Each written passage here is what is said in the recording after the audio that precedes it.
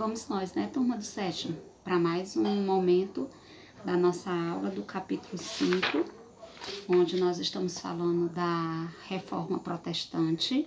Aliás, da reforma e a contra-reforma. Nós ainda estamos falando nesse momento sobre a reforma, chamada como reforma protestante. Na aula passada nós conversamos um pouquinho os motivos que levaram a essa reforma dentro da igreja. Então, foram aspectos tanto religiosos como aspectos sociais, econômicos da sociedade na época, né? Por volta mais ou menos de 1500, então começou todo esse conflito aí dentro da igreja, tá? Então nós vamos aqui, turma, falar, na aula passada nós já falamos bastante sobre exatamente a igreja. Ela tinha seu dogma, nós falamos na aula passada o que eram os dogmas, né? São a doutrina que a igreja segue, que a igreja ensina aos seus fiéis, ela está baseada, fundamentada nesses dogmas. E alguns monges da igreja da época, alguns estudiosos de teologia, eles começaram a se opor a esses dogmas, porque a igreja estava realizando práticas que, segundo esses teólogos, não condiziam com os ensinamentos das Sagradas Escrituras, né? E aí nós vimos na página 99 as 5 solas, né? Que é somente pela fé, somente pela graça, somente Jesus Cristo, somente as Escrituras. Então, tudo isso nós vimos na aula passada, né? Nós comentamos sobre esses 5 solos. Então, a partir daí, nós vemos que se levantaram alguns monges, alguns estudiosos, para reivindicar ou para protestar contra essas práticas da Igreja Católica da época. E a Igreja Católica, temendo perder os seus fiéis, temendo essa, digamos, rebelião, ela criou o Concílio de Trento, né? O que é esse Concílio de Trento? Reafirmando os seus dogmas, colocando os seus dogmas acima de tudo. Então, tinha aqueles dogmas e eles estavam sendo reafirmados. Ninguém da igreja ia abrir mão desses dogmas pregados pela igreja. E aí é esse Concílio de Trento. E também o Tribunal do Santo Ofício, ou a Inquisição. O que seria isso? Seria uma perseguição que a Igreja Católica faria contra quem fosse os seus princípios, contra os seus dogmas, certo? Então, nós temos aí todo esse contexto. A partir daí, surgem alguns personagens que nós não trabalhamos especificamente com eles, né? Pedro Valdo, John Wycliffe, John Hus, né? Que são seguidores aí do novo modelo de igreja, que seria uma igreja reformada. Mas a reforma protestante, ela se dá principalmente por um personagem muito marcante dessa história da reforma da igreja, que foi Martinho Lutero. E aí eu quero trabalhar com vocês hoje a questão, dentro desse contexto dessa reforma da igreja, eu quero trabalhar com vocês os 3 principais movimentos políticos religiosos que são marcados na história, né, na nossa história, e até os dias de hoje eles ainda são bem fortes, né? Inclusive a tia Naí segue, né, essa linha de pensamento. Eu não quero influenciar aqui ninguém, cada um tem a liberdade para analisar e escolher o que quer. Mas eu quero falar com vocês aqui sobre os 3 movimentos políticos religiosos, tá certo? Os 3 principais. Existem aí vários, né? Nós sabemos, principalmente nas últimas décadas, nos últimos anos, tem surgido bastante outros movimentos religiosos. Mas os que começaram essas questões foram esses 3 aqui primeiros, 3 primeiros movimentos. Nós trabalhamos um pouquinho na aula passada, vocês lembram? Pois vamos só dar mais uma aprofundada nisso. Então, primeiro nós temos aqui o luteranismo. O luteranismo que foi desenvolvido por Martinho Lutero. Era um monge seguidor de Agostinho, né, o tradicional, como a Igreja Católica chama, Santo Agostinho. E Lutero, ele começou a analisar essas questões dos dogmas da igreja e ele era totalmente contra, principalmente duas coisas, né? A venda de indulgências. O que era isso? A igreja, dentro do seu dogma, pregava que as pessoas precisariam pagar uma indulgência, chamada de indulgências, para poder ser absolvida dos seus pecados e ter direito à sua salvação.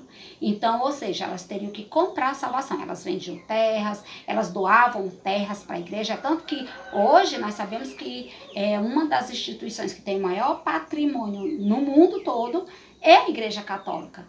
Por quê? Exatamente desde aquela época, no início, né, ela já cobrava, então ela adquiriu muitos patrimônios.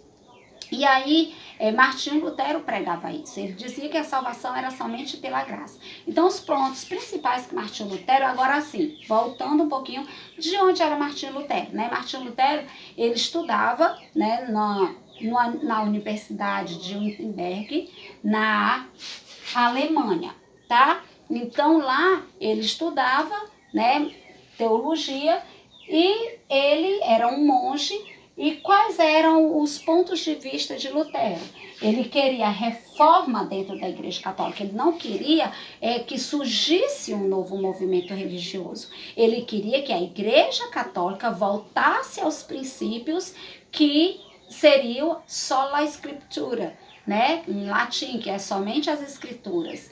Então, ele queria que a igreja voltasse a viver sola gratia, que é somente pela graça, e sola de Cristo, que é somente Jesus Cristo. Ela estava dando outros ensinamentos. Então, ele queria que a igreja reformulasse esses seus dogmas, né? Esses seus ensinamentos. E as transformações políticas e econômicas que, consequentemente, aconteceram, porque camponeses, burgueses, príncipes, né, tinham aqueles que apoiavam, os que eram contra, e houve também uma revolução a esse respeito nas questões políticas e econômicas da época, tá? Então, a partir do momento de 1517, quando Lutero, ele criou lá a sua tese, colocou lá nas paredes da Universidade de Wittenberg, na Alemanha, então as pessoas começaram a ler, teve os que apoiaram e os que não apoiaram, e a partir daí se deu realmente o marco da história, que foi a Reforma Protestante. Mas além do luteranismo, nós temos outros dois aqui. Nós temos o calvinismo.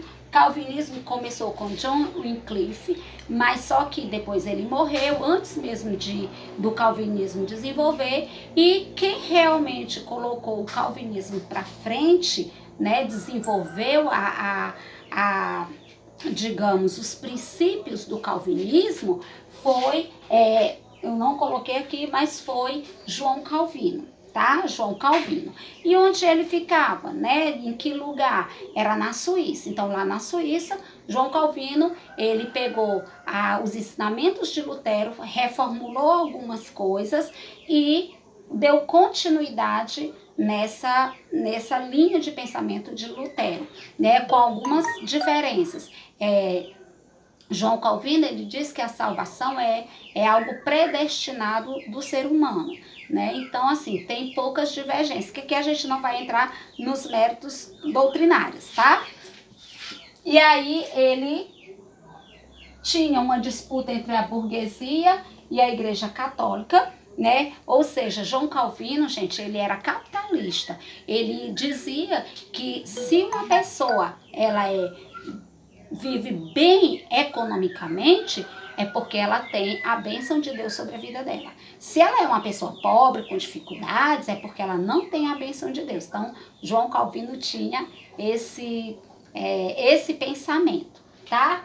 E aí, como eu disse já, né, ele foi na Suíça e desenvolveu aí o calvinismo. Hoje nós temos igrejas que seguem o calvinismo, como as igrejas presbiterianas. Eu acredito que vocês já ouviram falar nessas igrejas, né? As igrejas presbiteriana, elas seguem aí a doutrina de João Calvino. E o terceiro é o anglicanismo, que surgiu na Inglaterra. Então, Alemanha, Suíça e Inglaterra. A partir dali começou, né, o protestantismo, e a partir dali começou a se espalhar essa igreja, que a gente chama hoje de igreja evangélica, igreja protestante, começou a partir daí. Já na Inglaterra teve um ponto bem interessante, porque foi mais uma questão realmente política, né? Nós temos aqui o rei da Espanha, que é Carlos V, e o rei da Inglaterra, que é Henrique VIII. Então, o que acontecia? Henrique VIII era casado com uma filha, Catarina de Aragão, com uma filha de Carlos V, tá? Só que ele não tinha herdeiros, e ele era apaixonado por uma outra moça.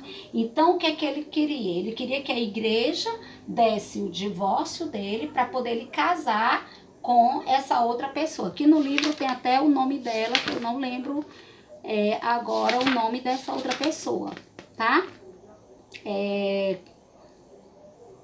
Não lembro agora, tá? Mas depois eu falo para vocês. E aí,